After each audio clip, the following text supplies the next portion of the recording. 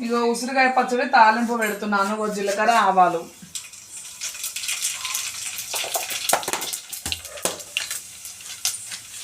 తాలింపుకి ఒట్టి మిరపకాయలు,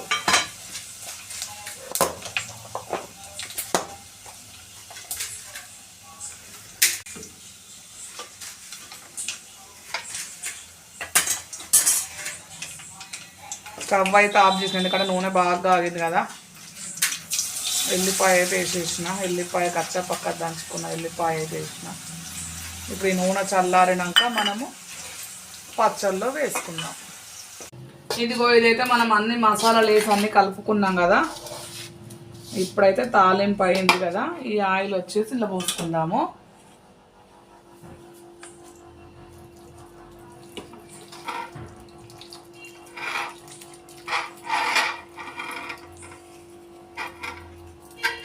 అందులో వేసేసిన ఆల్రెడీ.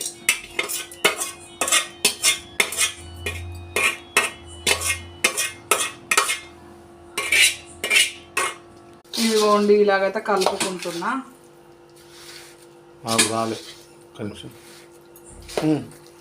ఇదిగోండి ఇదిగో తాలింపు అయితే కలుపుకుంటున్నా.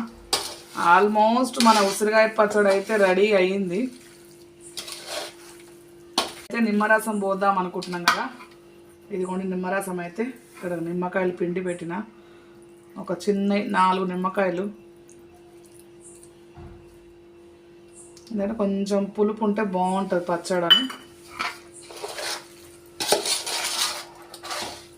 పచ్చడి చూస్తుంటేనే తినాలనిపిస్తుంది కదా.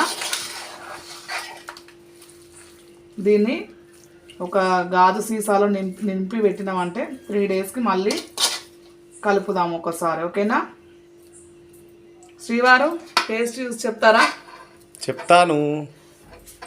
అబ్బా చూస్తుంటేనే ఇప్పుడే తినాలి, వేడి వేడి అన్నంలో వేసుకొని అన్నట్టుంది. మనం పచ్చడికైతే ఇదిగో ఈ గాజు సీసాని అయితే మంచిగా నీళ్ళ తడి లేకుండా అయితే తుడిచి పెట్టుకుందాము.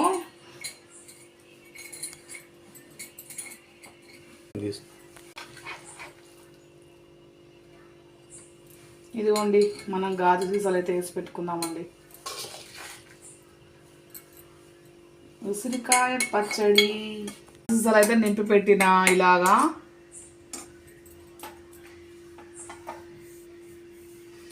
ఇందులో మనం కొంచెం రైస్ వేసి కలుపుదాము.